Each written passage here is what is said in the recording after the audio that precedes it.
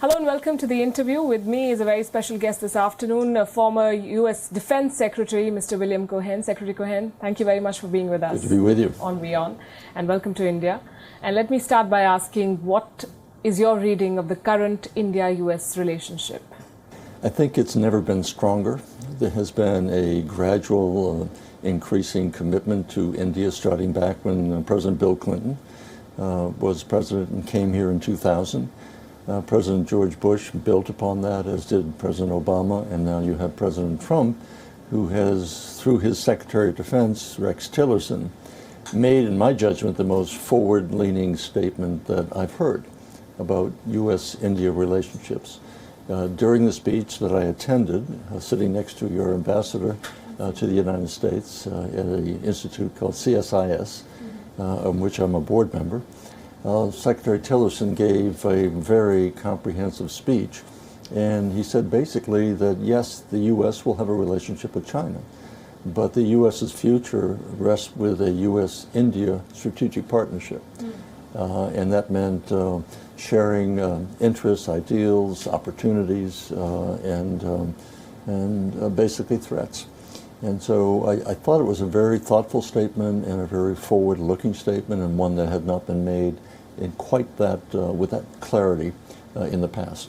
And yet, when a two-month-long border standoff took place, unfolded between India and China, the United States was quiet. So is this an alliance of convenience? Anyway, you mentioned China and you mentioned threats, so I asked. Well, the U.S. also has a strong interest in China in our relationship, so I assume that the President did not want to intervene at that point. But it's very clear, in my judgment at least, that the President is placing our future relationship as being the most important in the Indo-Pacific region. He's looking to the United States and to the Indian relationship. So whether or not we should have taken any position or whether it was just politically convenient not to take one, I can't say. But I think looking to the future, the President was well received in China. He has a great relationship with Prime Minister Modi, and I think he will build upon that relationship, understanding that you're a democracy, and again, you share ideals and interests with us and opportunities, and we want to have greater investment in India and greater India investment in the United States. Indeed, I'll come to the personal equation between President Trump and Prime Minister Modi in just a bit. But another issue, and when we say there are mixed signals sometimes from the U.S., recently the U.S. Congress passed a law which said that Pakistan must act against the Haqqani network to be deserving of the aid, American aid, but has struck off a similar clause for action against the Lashkar-e-Toiba, which remains a big concern for India. So is Washington not on the same page? I do understand that this is the Congress and not the White House, and yet from New Delhi we'll look at the U.S. as a monolith. I don't think there should be any cutout on this. I think that when you look at the Haqqani network and the others in the region, they all should be placed on the terrorist list. So you're saying that more needs to be done on America's part? I do think more needs to be done. I was in India shortly before the attack that took place several years ago. I was in the Taj Hotel. I was speaking at the Oberoi Hotel. I left about 3.5 days before the attack, but that clearly is very much on my mind, since I would have been a victim had I been here just several days longer. So yes, wherever terrorism exists, we should join forces to combat it. So what is it that's stopping the U.S., which still, or some elements in the U.S., which still see Pakistan as part of the solution and not part of the problem, despite the strong statements? Oh, I think they see Pakistan as part of the problem. They also see Pakistan as being necessary in terms of our engagement in Afghanistan. And so it's balancing those interests. We need Pakistan for our own interests in dealing with Afghanistan, which serves India as well. And so it's one of those having to make judgments based upon, yes, we are looking very favorably toward India. We can't ignore Pakistan. We've had a relationship historically, but we're calling them, and I think it was very clear the President called them out on this issue, as did Secretary Tillerson. $33 billion spent over 16 years. In comparison, the results, do you think America has lost more in this alliance with Pakistan than gained? It's hard to say at this point. I think that we try to encourage Pakistan to follow the rule of law, to be open to combat terrorism, to join with the forces of freedom. We're not always successful. We haven't been successful, certainly in Afghanistan to our hopes. We keep working at it. So we hope that Pakistan can, in fact, do more to combat terrorism. We hope that Pakistan can, in fact, have a good relationship with India, because it serves both countries and it serves global security. And yet there are the likes of Hafiz Saeed who are making a foray into politics. What kind of leverage does Washington in this day and age have against Pakistan at a time when China is pouring billions into Pakistan? Do you see it as a counterbalancing factor which needs to be overcome? I think the United States really has to decide what role we are going to play in this new century. And frankly, there is not a cohesive strategy in my judgment at this point. The new president has been buffeted by those who have advised him to disengage. There are others who are friends of mine, like Secretary Tillerson or Secretary Mattis, that say you can't disengage, you must engage. So I think that the president at this particular point has really not formulated a policy which is consistent, coherent, and is something that our allies and adversaries can rely upon in terms of what our direction is, who our friends are, who are not our friends, and what that relationship should be. So I think he's still new to the job. He's still working his way through the various subtleties and nuances of diplomacy, which frankly, he does not come from a governmental background. He's new to that job. He has advisors who have conflicting views. Right now, I think he's on the right track. I think he has both Secretary Tillerson and Mattis and Kelly and McMaster. They are guiding him in a way that I think makes strategic sense. Now, again, it's still unfolding, and it still has to cohere, and it still has to be consistent. So, you're saying the team is good, but the commander has to catch up. Right. So I want to ask, how high is South Asia or Southeast Asia on his agenda, A?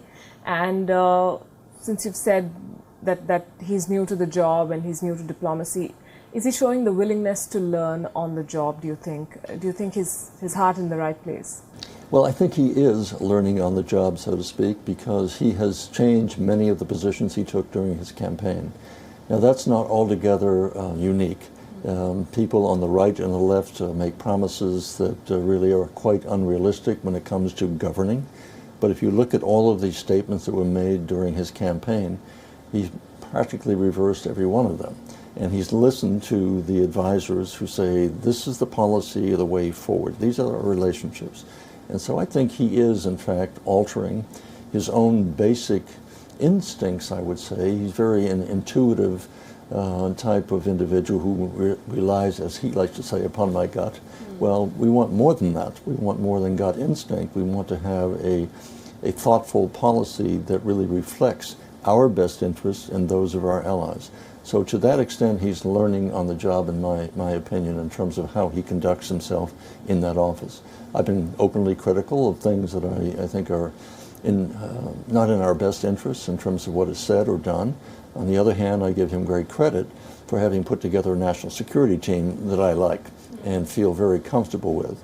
I like his financial advisors in terms of some of the major people that he has advising him on international finance. So I think I can be critical on some issues, but on the security issues, I feel very comfortable that he's got good people that are giving him great advice. The only consistency, as I said, in the Trump White House is the flip-flops. And another election promise or election statement that he made was that we need to get out of Afghanistan. This is a war that is bleeding us. And now he decides to send more troops. In your opinion, was it a good decision? And how is it going to help?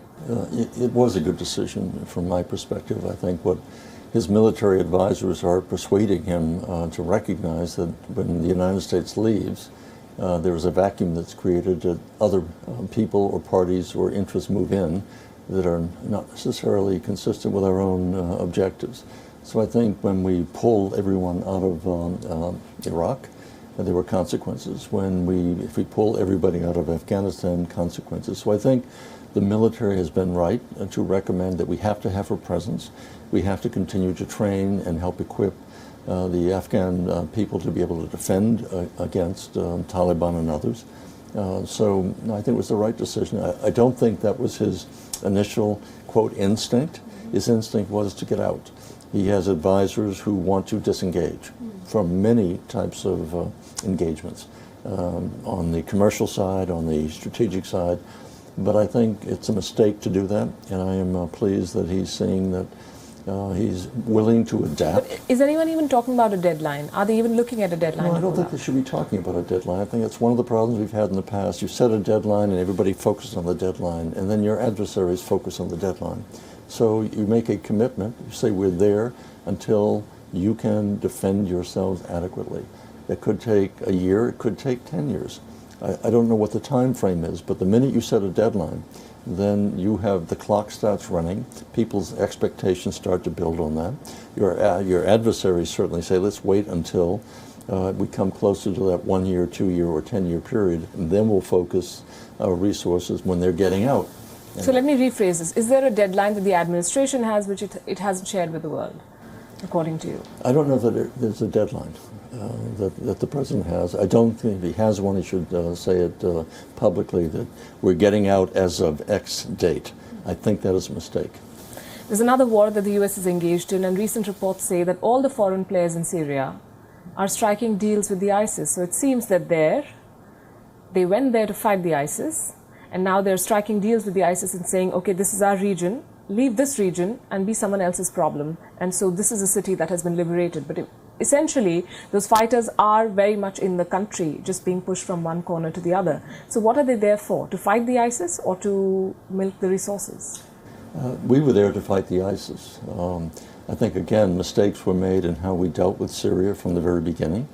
When President Obama drew a bright red line saying, if you cross that line, there'll be consequences. Well, they crossed the line using chemical weapons and there were no consequences. I think that undermined credibility on the part of the United States. I think other countries said, well, we don't have to listen to the United States because they're not really serious about the statements that they make.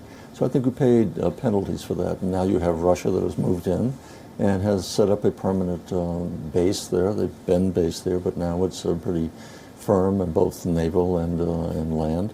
And I think that there was a missed opportunity for us, but nonetheless it is what it is. So right now we are focused on trying to make sure that ISIS doesn't come back there. It's going to morph into other areas. It's sort of like mercury on a mirror. You press down here, it will slide over to another country. We're seeing that take place in parts of Africa to be sure, Yemen, and elsewhere. They will always go where there's poverty, where there is corruption, lack of governance, and opportunity to seize power. And how do you see the situation between Saudi Arabia and Lebanon and the hawkish position that Israel has been taking? Yesterday, I think Netanyahu said that if no one else comes, he will unilaterally take action against Iran. Against Iran? Yeah. Well, I've never heard Israel say that they will take unilateral action against Iran. I think that the Israelis have always looked to the United States if it comes to taking action. And that, of course, is the question of whether the United States is going to do that. I have questions about whether the president is wise in saying, let's tear up the agreement with Iran. Number one, he's passed the responsibility now to Congress. And Congress is not exactly the repository of policy-making decision in the United States political process. So my best advice to members of Congress where I once served for 24 years is to do nothing. Do not start reimposing sanctions. If you start reimposing sanctions, of the other countries who are part of this agreement will not follow our suit. And so we'll find ourselves in a very difficult position at that point. So the president has embarrassed his country because the world is looking as the White House and the Congress are in a standoff over what once used to be. Well, we don't know if they're in a standoff yet. He's passed the bill, the buck over to Congress. Congress has not said what it's going to do. It has a limited time frame in which to take action. It can extend that time frame. But again, isn't the overwhelming opinion that the deal should be respected? I think it's the opinion within the president's advisors that the deal should be respected. But you have, I think, Saudi Arabia, UAE, Israel, Bahrain, basically the Sunni countries and the Israelis who feel that the deal was not in our favor. and should not be respected. But then that raises the question, what are the alternatives at this point? And I don't think they've thought that exactly through in terms of what are the consequences if we pull out unilaterally. Do you think part of the problem is the fact that this is a, as he's described, a transactional president? He doesn't understand policy so much, but he sees, okay, I go to Saudi Arabia, I got $100 billion in deals. This is my trading partner. Iran, maybe not so much. So in balance, I have to please X and maybe not Y. Well, I have been very open in terms of my criticism about having a transactional policy. My own view is you have to have a strategy first. And you have to have an overall strategic concept of what the role of the United States is. What is it we hope to achieve? What kind of interest do we have in this ever-dynamic, changing world? What do we mean to ourselves at home, but to the rest of the world? And then you can start plugging in the individual transactions into the overall strategy. I'm not sure we have a comprehensive strategy at this point. So it's transactional, and I think it doesn't serve us well unless it's going to be fit into an overall consistent pattern of conduct and that other countries can rely upon, friends to be sure, but also enemies. So one new development in terms of American strategy that also includes India was the recent strategic quadrilateral, the meeting that took place in Manila on the sidelines of the ASEAN summit. What shape do you see this quadrilateral? At this point, do you think it's just a concept to tell China, look, we can all come together and not gang up, but yes, we can all join forces and close ranks against you? Or do you think this is going to turn into a NATO-like alliance? I don't think it will. I was disappointed when President Trump, one of the first things he did was throw over the TPP, the Trans-Pacific Partnership. I did not look at that agreement between 11 other nations and the U.S., namely in terms of its economic consequences. I thought there were marginal benefits to the United States. I saw it more in strategic terms, that you have 12 countries who, with the United States taking the leadership role and helping to shape an economic structure and architecture that would promote the various freedoms we all enjoy. So I thought that was a mistake to have done that. I think it's a positive step forward, however, to say that we have to have a stronger relationship with India, with Japan, and I would also put in Australia. But I think the danger is, and I think the Indian government is probably worried, that if you put the Australians in at this point, it looks like a containment strategy towards China, as opposed to an economic one. So I think we focus on the economics first. My own view is China is going to continue to grow militarily. There's no question about it. There's not something the United States can try to contain it and stop it. But what we can do is say to the Chinese, we want you to use that power to integrate it into an international architecture promoting peace, and not trying to use that power to alter the current international rules. We can do that by having the U.S. having a strong relationship with Australia, with all of the ASEAN. That's to our advantage, and it's not to contain China, but to send the signal, we want you to use your growing power in a way that doesn't promote instability, but integrates itself into the overall architecture. Now, whether they're willing to do that remains to be seen, but I think that's a goal the United States is pursuing. To the extent that we have this relationship with the U.S., India, Japan, I myself would like to see Australia included, but I think the sensitivities are involved. Let's look at it from an economic, not a military or a strategic structure at this point. How does America see the Belt and Road Initiative? I think being objective about it, I think they've tried to say this is something on the one belt, the one road, I should say, is seen in economic terms as an economic strategy. The one belt being more of a strategic military type of strategy. So I think there's some questions about it on the part of the United States. We have not been engaged with the Chinese on this, although some U.S. companies would like to participate in that entire construction process. The Chinese have also sent an envoy to North Korea. Do you believe that after President Trump's meeting with President Xi, one can expect Beijing to put more pressure on Pyongyang to relent? Well, I hope they do. I think there has to be shock treatment to the North Koreans. I have said in the past, I think the North Koreans have been able to have what we call a gun and butter policy. That phrase goes back to the Vietnam era, when Lyndon Baines Johnson was in the White House, can you have a guns and policy structure? They've had a guns policy. They've been building missiles and nuclear capability. They've had butter furnished to them by the Chinese and the Russians. So as long as you have someone giving you the food and the fuel and building your economy, you can focus all of your attention and interest on missiles and nuclear technology. I think we have to end the guns and butter policy. I think the Chinese are the only ones who can do that and really squeeze off the economic line to North Korea to say, we can crush you like a python if you continue to do what you're doing. We don't want to do that because we would like to continue the status quo of keeping North and South divided. But we can crush you like a python if you continue to test nuclear weapons or threaten to fire them at the United States and elsewhere. I think they need to do that to send the signal to the North, stop. Absent that, I think we're coming closer and closer to the possibility of miscalculation, where we're hurling rhetoric back and forth, like a volley of shots going back and forth over the horizon.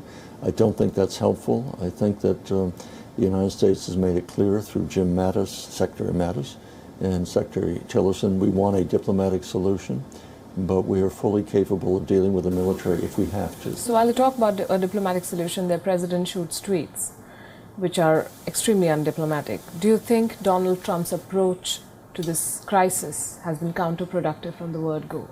Well, General Kelly said, ignore the tweets. Ignore the tweets because they may be counterproductive, but the real policy drivers on this, the Secretary of Defense and the Secretary of State, listen to what they're saying.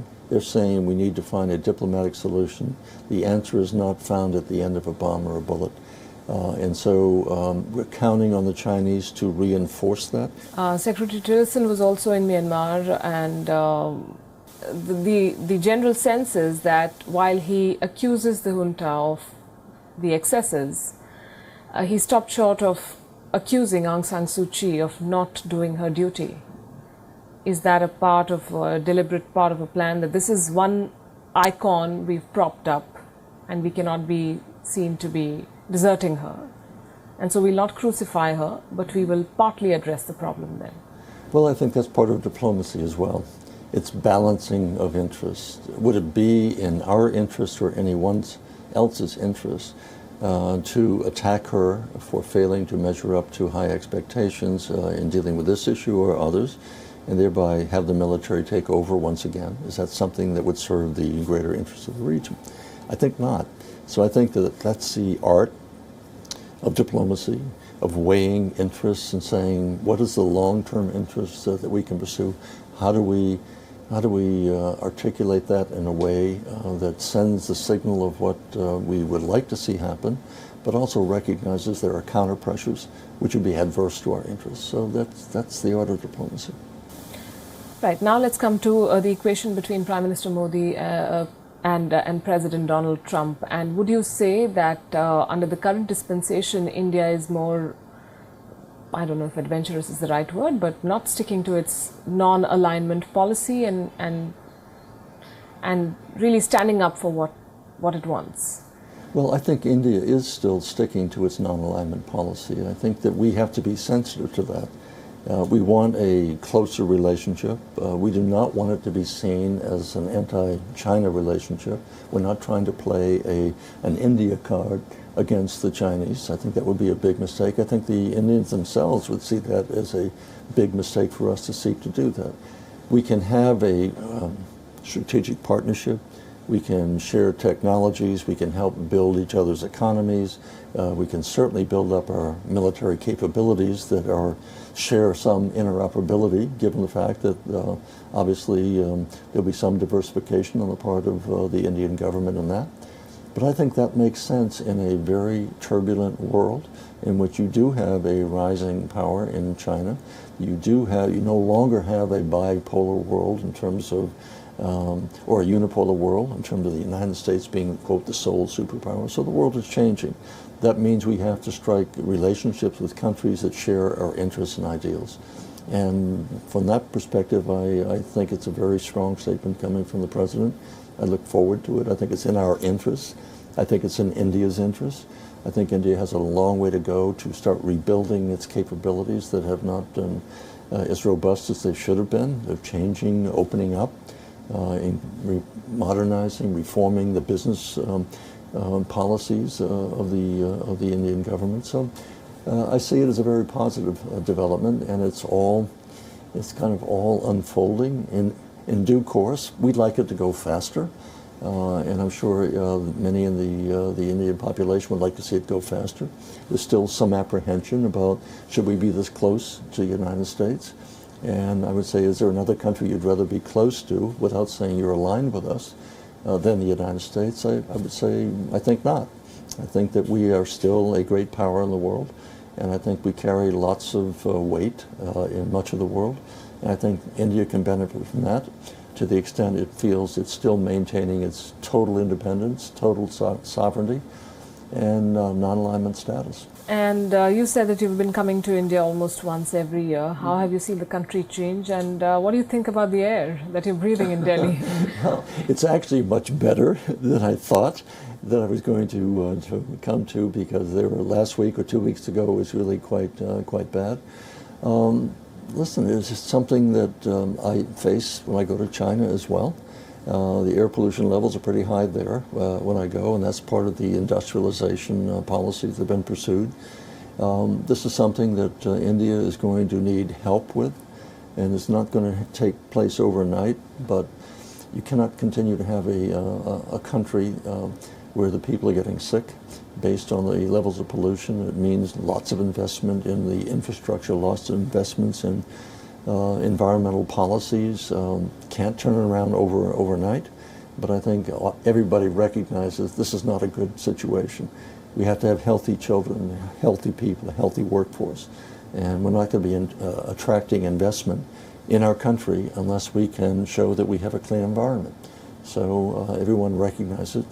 So who do we turn to? We turn to our friends. We turn to others who have technology, who want to have relationships, who want to invest. And that's in our overall interest to have a healthy world economy. So there's a way to go on this, but I was impressed. I thought I was going to get hit much harder in terms of the pollution level. It was quite pleasant the last couple of days. Oh. You're one of the few I've met who said it's been pleasant, but I'm hoping you've had a good trip so far. And thank you so much for your time, Secretary Cohen. Thank you Thanks very much.